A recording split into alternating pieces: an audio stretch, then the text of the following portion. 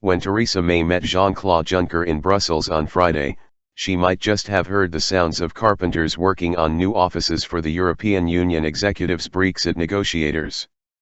Having briefed fellow national leaders over dinner at her debut EU summit late on Thursday, the British Prime Minister had a late lunch on Friday with Juncker, whose executive staff, with their counterparts in Whitehall, will do the heavy lifting in negotiations expected to start early next year. After the glamour of sitting at the European Council top table for the first time, stepping across the road to Juncker's European Commission and its civil service may have seemed more prosaic. But despite her efforts to resolve key conundrums of Brexit among fellow political captains, it is below decks in the office cubicles of the Commission's Berlaymont building and in similar mundane engine rooms in London and other EU capitals that the legal tangles of this most complex of divorces will be unwound. The great leaders tend to think that they can sort things out among their colleagues, said a senior EU diplomat who was in the room when May recently met one of her continental peers. But it does not always happen that way in Brussels. The European Union is primarily a complex legal construct, British officials have been telling the new Prime Minister.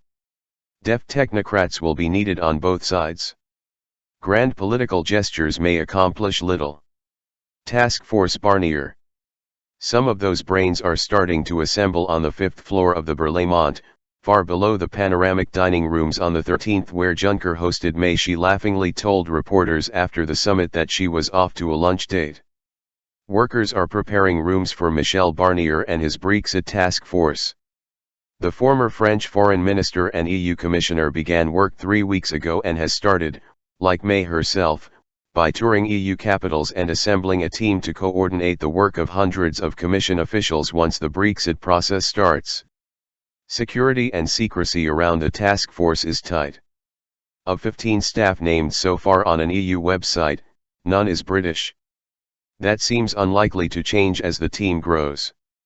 In contrast to much of Brussels, team meetings tend to be in French, not English, a tongue Barnier was known for avoiding when, as a commissioner until 2014, he was responsible for regulating a City of London finance industry wary of the EU.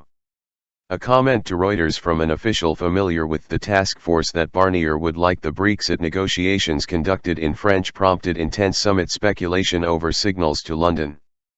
Barnier himself denied voicing a preference and stressed the language would be agreed only when talks start.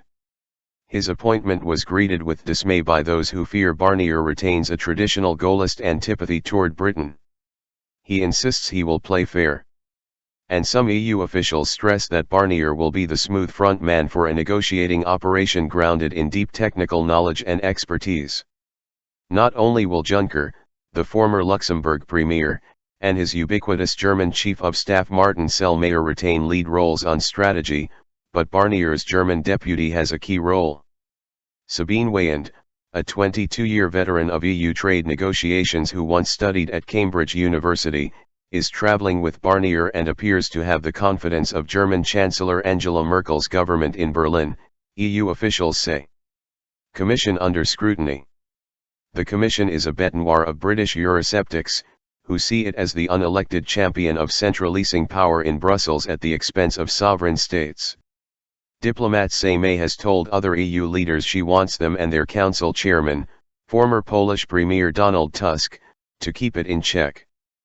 But May cannot expect the Commission, which prides itself on being the guardian of the treaties, to stand back while EU law is bent out of shape by national leaders, who in any case also fear a sweet deal for London could start unravelling the Union.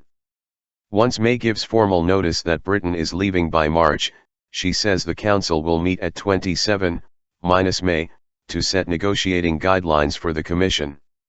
Tusk will be arbiter of what deal Britain is offered, but the Council has less than a tenth of the Commission's 33,000 staff to work on the details.